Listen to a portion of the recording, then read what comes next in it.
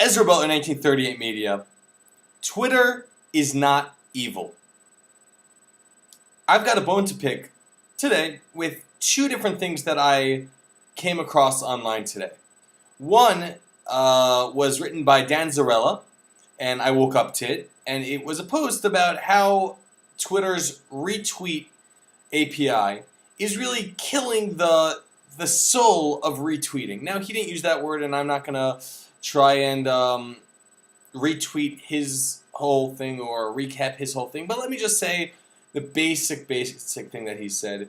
Twitter is bad because people want to add other things into their retweet. People like the way that retweet works. If it ain't broke, why fix it?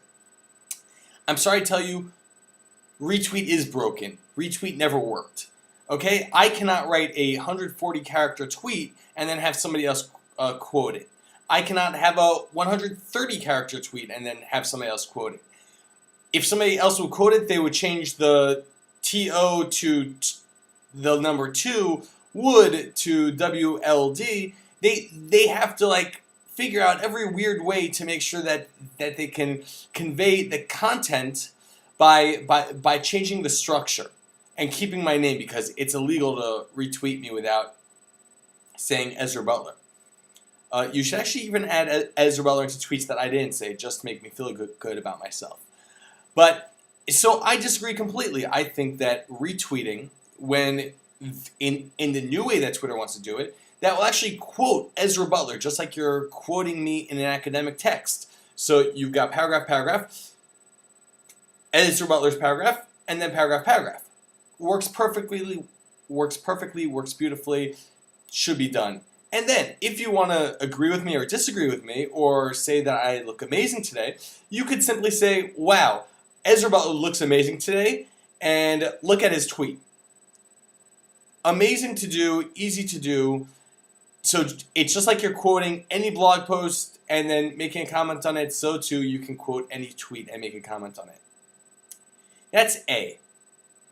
B, Oriel Ohayon, who is the founder of Topify, and he used to write for TechCrunch France, or he used to own TechCrunch France or something with TechCrunch France.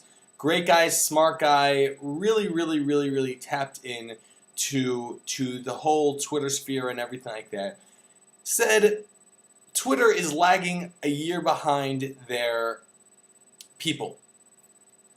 Their users. Their users come up with all these great things like retweet and at signs and everything like that. And Twitter is a year late in incorporating these things into the API. Let me just take one example. Follow Friday.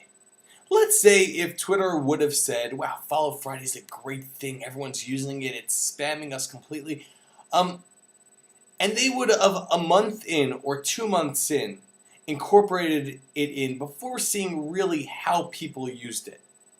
Do you think that we would all be happy? Is that a needed functionality completely? I think that Twitter is being very smart and prudent by waiting. And by saying, well, let's wait. Let's see how this plays out. Let's see what problems people are running into after a lot of use. Let's see how easy it is, how hard it is for people to use, and then let's try to figure out the smartest way to solve the problem. Because the Band-Aid that people are doing doesn't solve the problem. It puts a Band-Aid on the problem. That's all. Ezra Butler, 1938 Media.